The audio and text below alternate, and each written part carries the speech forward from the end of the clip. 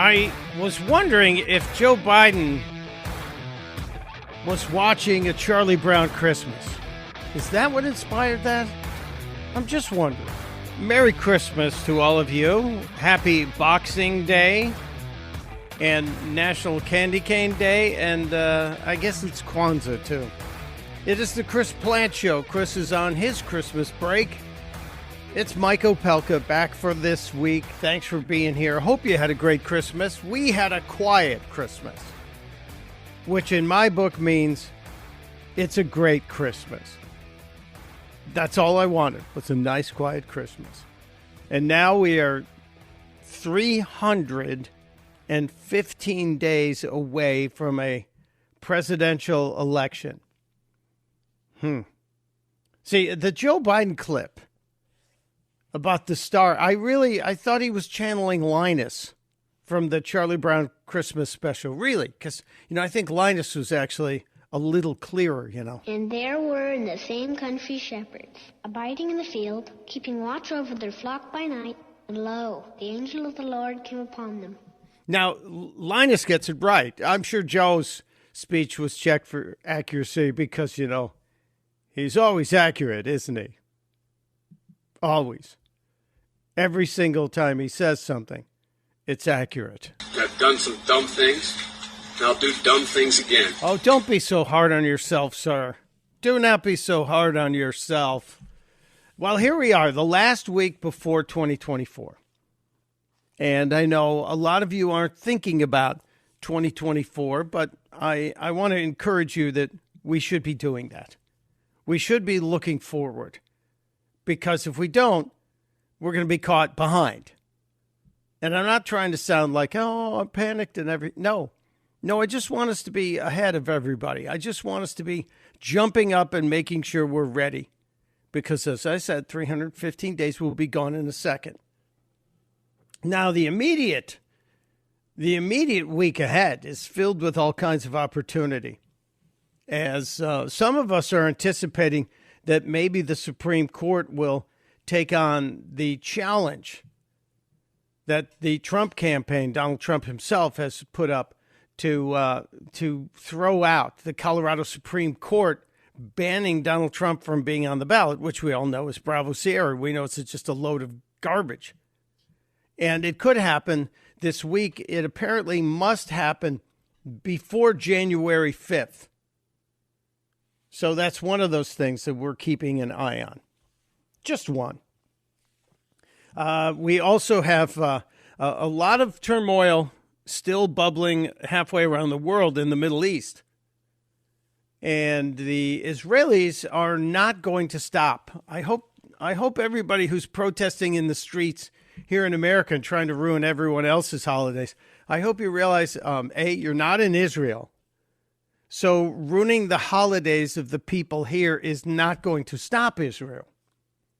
Yesterday, several serious dust-ups in New York City on the streets of Manhattan. And over the weekend, you probably saw there were a few tense situations as protesters were trying to cancel Christmas.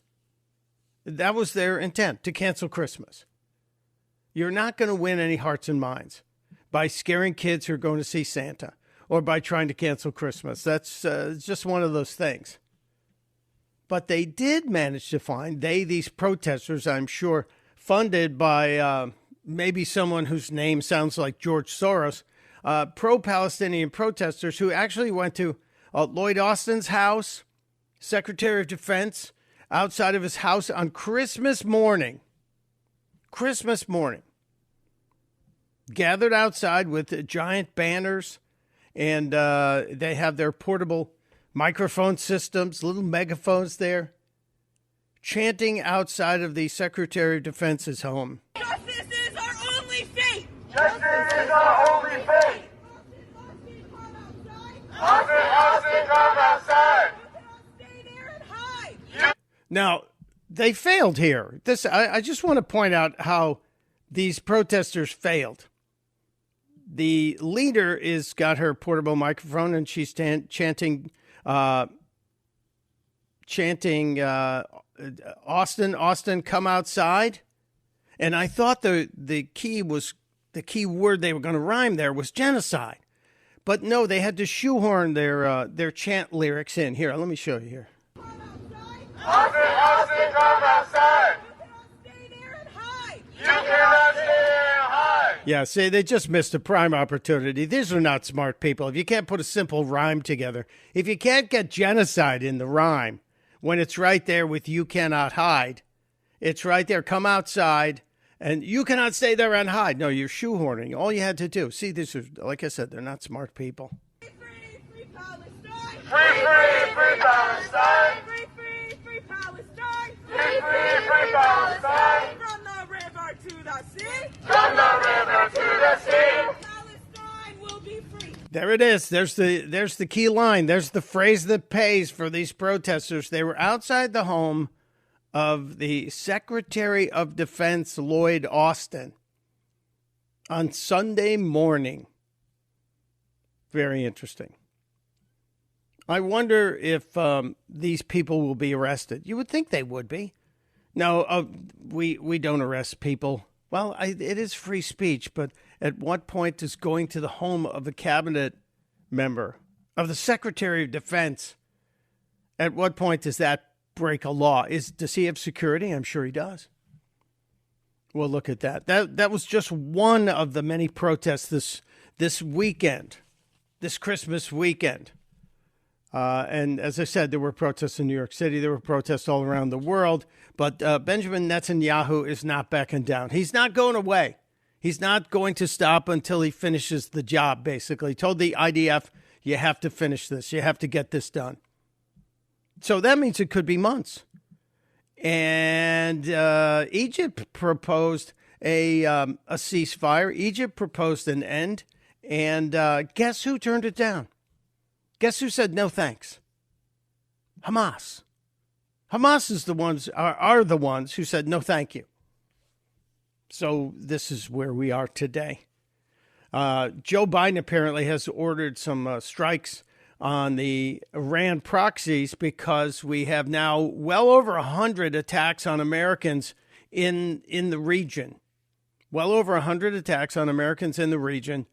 And 3 of our military members were seriously hurt this past week. In the past, I think, 48 hours. 3 Americans seriously injured.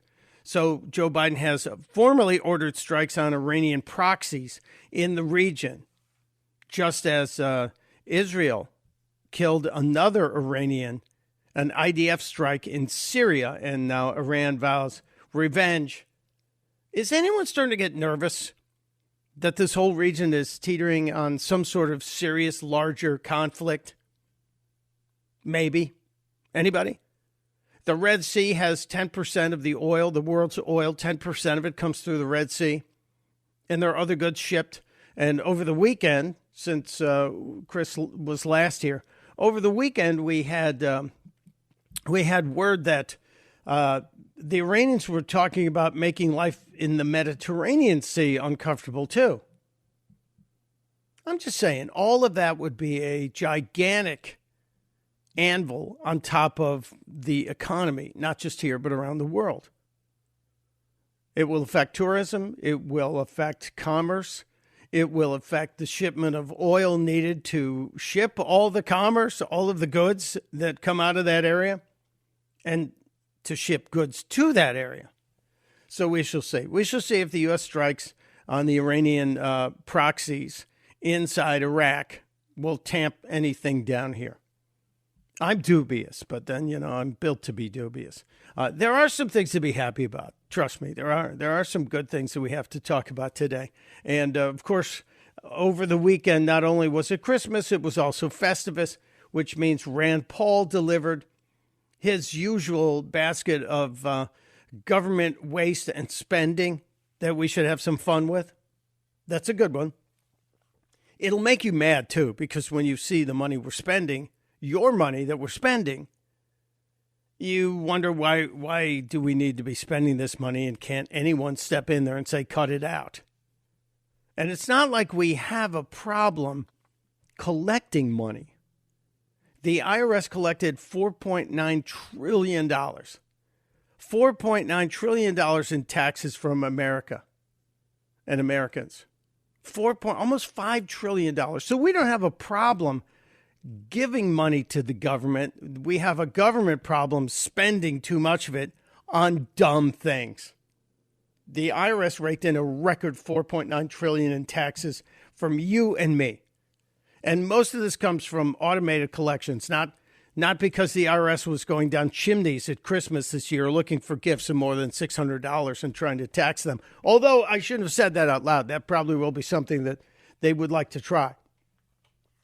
But the IRS, the Treasury's Inspector General report for the IRS gave us that number. Record-breaking. Just unbelievable. And you know how much more we collected? $790 billion than the previous year. Almost $800 billion more than the previous year.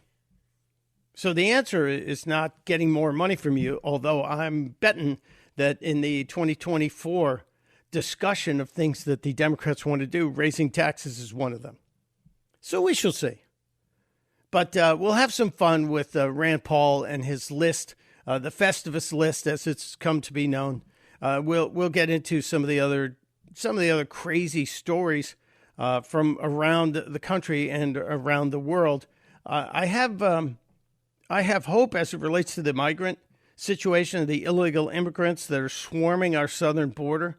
I have hope because it appears that Democrats in Chicago are starting to wake up, and we'll get into that. We will get into that. There are actual Democrats in Chicago who are saying, hold on a second here. Hold on a second.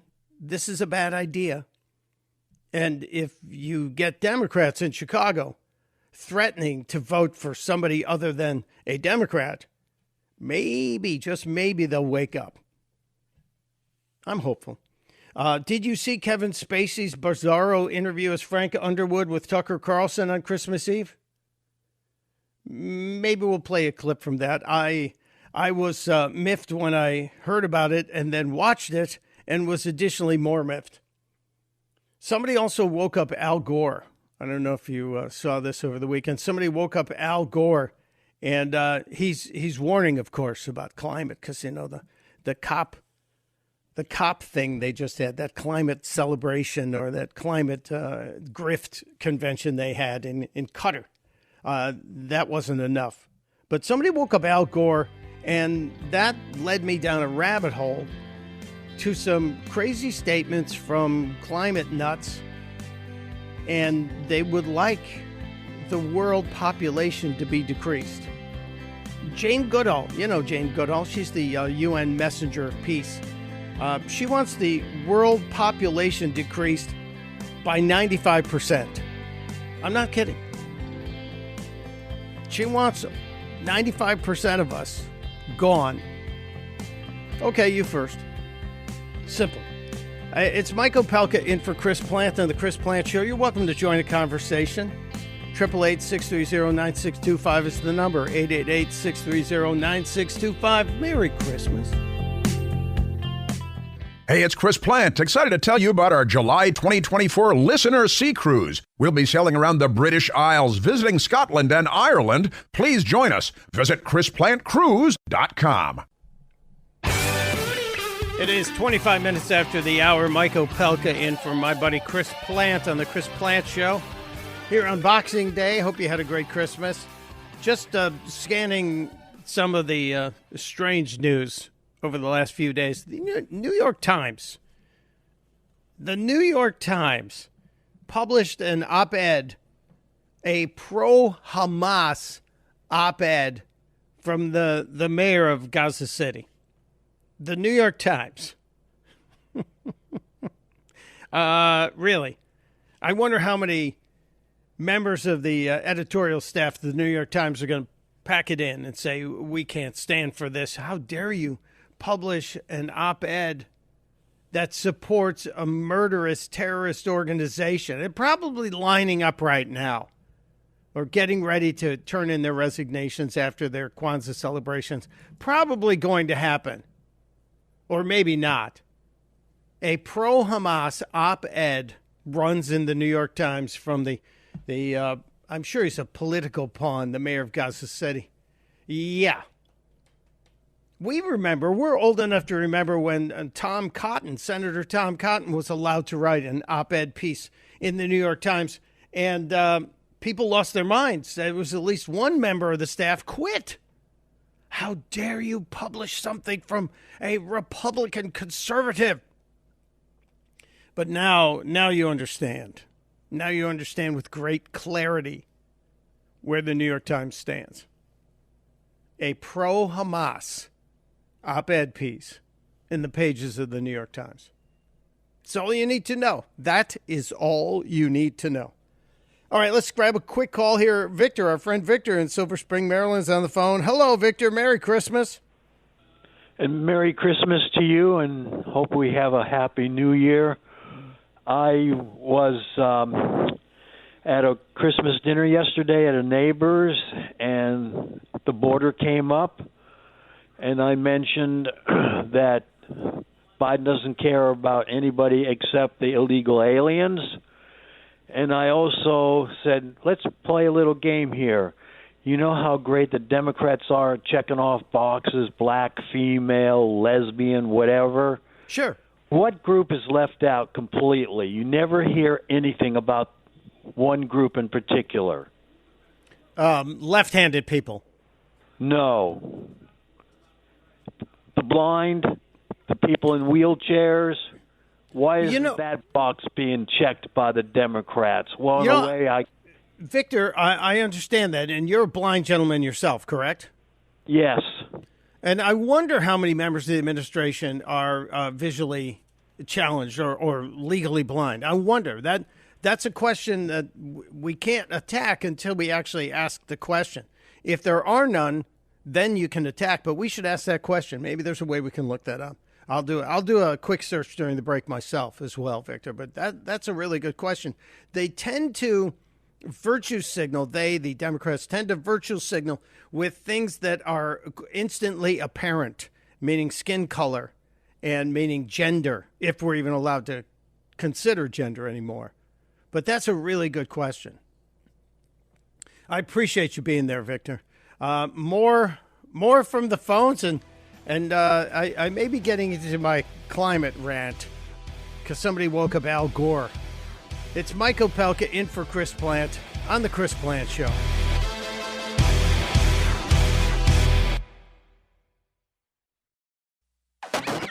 It is The Chris Plant Show. Mike Opelka in for Chris Plant. He's probably cruising up Lakeshore Drive right now in Chicago, speaking of that lovely song. Happy to be here, thrilled to be here, and I hope you're feeling welcome to join us as well at 888-630-9625. I am reviewing some notes during the break. And Jane, who's answering the phones today, thank you, Jane, for being there, told me that I'm not allowed to say someone is legally blind. I don't know if that's correct. Or maybe it's politically incorrect to say it. My friend, Jim Stovall, who is legally blind, corrected me when I once called him visually challenged or vision challenged. He goes, no, I'm a blind guy. Call me a blind guy. So I tend to use simple speak when I can. I didn't know. Well, not that I've ever been really focused on political correctness. Should I be? I don't think so. We have a lot to get to today, including more of Rand Paul's Festivus list of government waste. And when we look at almost $5 trillion taken in taxes, you wonder, of course these people are spending like drunken sailors because we give them too much money. How about we give them less money? And then they can spend less on stupid things. But we'll get into some of the stupid things. There are also some incredibly ridiculous takes on the birth of Jesus trying to be compared to the situation in the Middle East. And AOC's right in the center of that. But she's not alone. CNN brought in a Catholic priest who also was pushing some insanity as well. And then I mentioned that somebody let Al Gore out or woke him up or something. And he was pushing his climate religion. And boy, oh boy, were they sucking it up over there at CNN. It's amazing. It's absolutely amazing. Here's a little bit of Al. He was on with Jake Tapper on State of the Union. Here's the good news, Jake. If we stop adding to the overburden of these greenhouse gas pollutants in the sky, if we reach what they call true net zero and stop adding to the heat trapping capacity up there, the temperatures will stop going up right away. And if we stay at true net zero, half of the human-caused greenhouse pollution will fall out of the atmosphere in as little as 25 to 30 years. So, first of all, I want to know who woke him up. And do none of these network news outlets read the study that our own NASA put out and the British Space Agency put out? I'm talking about the study of the Pacific volcano from January of 2022. January 2022, huge volcano in the Pacific. And it was 500 feet under the surface of the ocean.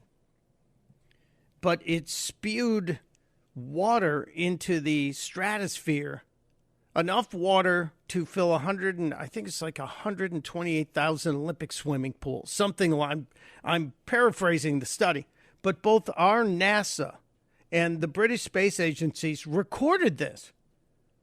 This is from January of 2022, and they said that what it has done was put all this water into the stratosphere. And water acts like a magnifier when you put it up there in the clouds. And they explained that this was going to cause a warming trend in our weather globally for the next several years because it's going to take a while for that water to come back down. It's kind of like the same way that when the gigantic Icelandic volcano erupted about a decade ago, remember the first big one? And it spewed all that ash into the atmosphere. It created a cooling effect. Ash blocks the sun.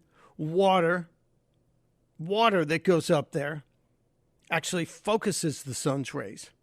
Like when you hold a little magnifying glass over an ant on the sidewalk. Not that you would do that.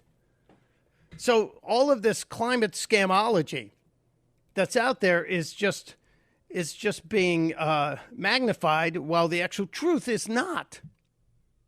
And so we're being sold a bill of goods. And at the same time, you have the World Economic Forum gathering and trying to tell us that, the weather needs to be fixed. And of course, humans are the problem. Humans are the big problem, according to the World Economic Forum, the WEF. So they dragged out Jane Goodall in front of the WEF audience for her to tell us that we need fewer people. That's the problem. We just have too many people here. So she's up there with her hair pulled back in the gray ponytail, looking very, very calm and very prim and proper to tell us that we need fewer people. A lot fewer people. Right? We need to eat less meat. We need to stop land being used for cattle and growing grain for the billions of animals that we keep in our intensive farms. And then finally, we cannot hide away from human population growth because, it underlies so many of the other problems. All these things we talk about wouldn't be a problem if there was the size of population that there was 500 years ago. So 500 years ago, we wouldn't have this problem if we just had the population we had 500 years ago. 500 years ago, the population of the planet Earth was 450 million people. 500 years ago, there were 450 million people here. There are now between 7 and 8 billion, depending on who you talk to. 7 or 8 billion people. So the World Economic Forum is putting forward this idea that we need to fix the weather. And the way you fix the weather, well, they're offering a couple of suggestions.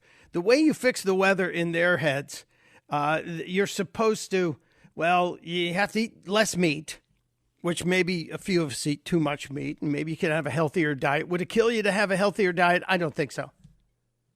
But what Jane Goodall is telling you, and as the proxy of the World Economic Forum, what Jane Goodall is telling you is that you need to die.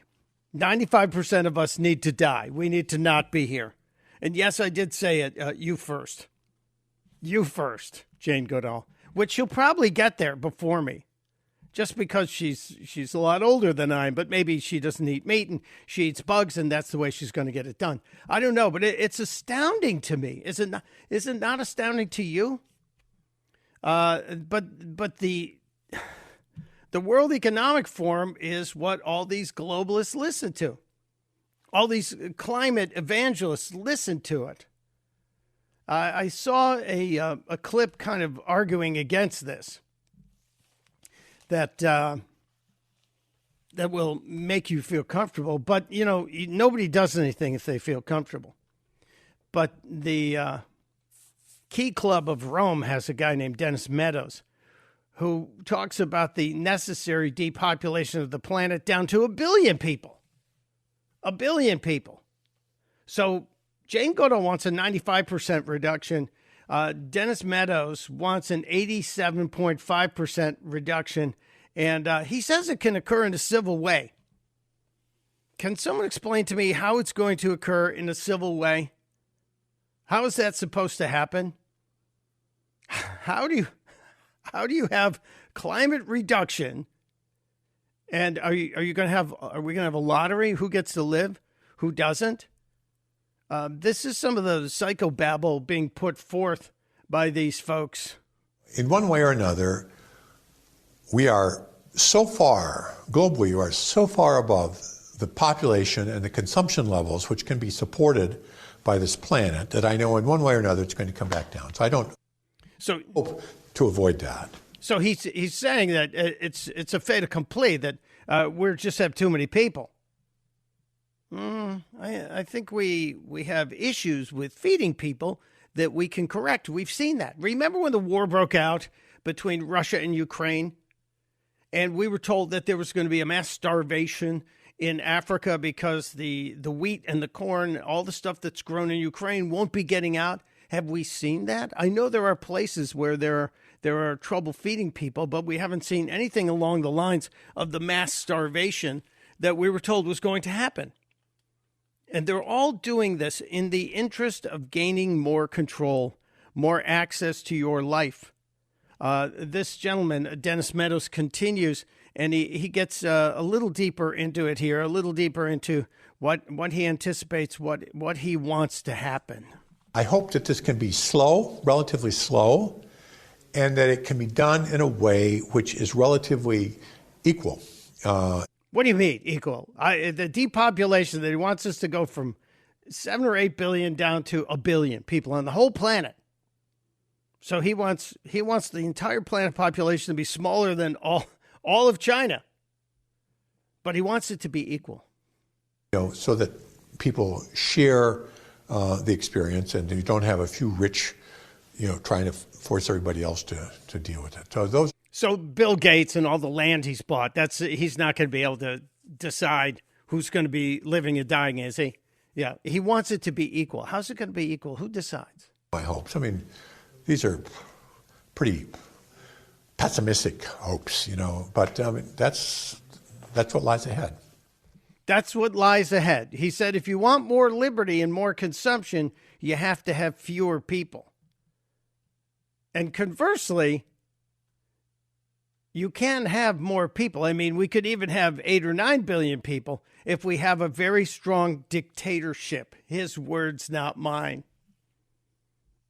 They always get to the point, don't they? They always get to the point where they tell you exactly what they're saying. We can have fewer. We can't have all these people if we just have a strong dictatorship. But if you just want freedom, we have to have fewer people, which means we have to kill 87 to 95% of the planet, depending on who you're talking to. But it's all about the weather. It's all about the weather. You know who's got the solution? Rick in Elmwood Park, New Jersey, has the solution. Rick, you say you can debunk all this CO2 scam. Welcome. Several times over with either history or science. Which would you prefer? I always go for science, which usually comes from history. Okay, here's the CO2 science. According to Al Gore, who, by the way, is a 3-time accused rapist, as CO2 goes up, so do temperatures. Well, we know that's not necessarily true because according to NASA land surface data, average global temperature fell from 1945 to 1979. And according to all the satellite feeds, NASA GISS, NASA BEST, UAH, RSS, and HADCRUT, global temperature fell from 1998 to 2015, and it's been falling since 2016. So global warming is completely over. It doesn't exist right now. Yeah, well, they jumped off the global warming bus because they realized that catchphrase wasn't going to work. So now it's all about climate change, and they're focusing on the severity of the storms and the fact that we've never had storms this big. They did catch on that we were onto them. But you're right. If we go to the actual science, the science shows, and you can go way, way back and see that our CO2 levels are now at the lowest they've been, I think, in 600 million years. And I'm old enough to know that because I was around when we first started measuring it. But you're right. It's the science, Rick. It's the science, the science, the science. Although they don't want us to jump on the science. Thank you, sir. Appreciate you being there. I'm going to grab one more call here. Let me see here. Let's go to Joe in Montana. Hello, Joe. Welcome to the Chris Plant Show. Oh, it's John in Montana. I'm sorry, John. I insulted you. John in Montana. That's all right. That's okay. You know, you were talking before about how it's being sold a bill of goods. If you remember, 30, 40 years ago, it was a sin to ask for a paper bag at a supermarket. And yes. We had to save the trees. Now, the plastic is everywhere. Yeah, well, the plastic is everywhere. And if you really want a paper bag at all the grocery stores where I shop, you can get one, but you have to pay a nickel. So we kind of understood the real reason. They're now selling paper bags if you want one. And the hypocrisy is evident to me because I can't use the old plastic bags that the stores used to provide, but my fruit is in a plastic bag. My meat and fish are wrapped in plastic. If I go to the deli, all of the cold cuts that I purchase are sliced and then put inside a Ziploc bag. And every piece of bread, every loaf of bread in the store is wrapped in plastic. So as Judge Judy would say, don't pee on my leg and tell me it's raining. It is Bravo Sierra. Thank you, John. It's Mike Opelka in for Chris Plant on the Chris Plant Show. And a Merry Christmas to you and yours. It's Mike Opelka in for Chris Plant. My friend is on a Christmas holiday. I'll be here, God willing, all this week. Thanks for joining us. We're going to try and get to everything. There is a boatload of stuff that we have to share with you, and some of it will make you laugh, some of it will make you angry. We were just talking about the World Economic Forum and the climate crazies. I almost said another word that would have gotten me in trouble. That want us all to die, or at least 90% of us to die. One guy says 87.5%. Jane Goodall says 95%. They just want to cut it down. So you guys have unique insight to this. Let's visit with Chris in Marshall, Virginia. Hello, Chris. Welcome to the Chris Plant Show. Always a pleasure to speak with you, sir. I'm glad you're going to be with us for the week. I look forward to that. Thank you. We can't agree more about the bucket that is this climate fraud, okay? I agree there entirely. However, I do kind of think if you go into any average Walmart at 2 o'clock in the morning, 80% of that population is kind of a net negative. there's a lot of people on the planet. I'm not getting into a value judgment about anything, but what they're advocating isn't, mass murder or genocide or anything. Just to be fair, what they're advocating is kind of like what Dan Brown wrote about in one of his books. Basically, it's stunting the fertility. So you don't die, your kids don't die, but you have fewer kids and your kids have fewer kids. So what you're basically mourning are grandkids that are never born. Whether there's merit to that or not, I'll leave that to you and your listeners. I think there's an awful lot of people, but that's what they're advocating, just to be fair. They're not that's talking about genocide. Interesting point. And, they want everybody to die off and not repopulate. And I'm, again, old enough to remember that when we first started hearing that the planet was overpopulated was in the late 60s. And there were proponents of a theory called ZPG, zero population growth.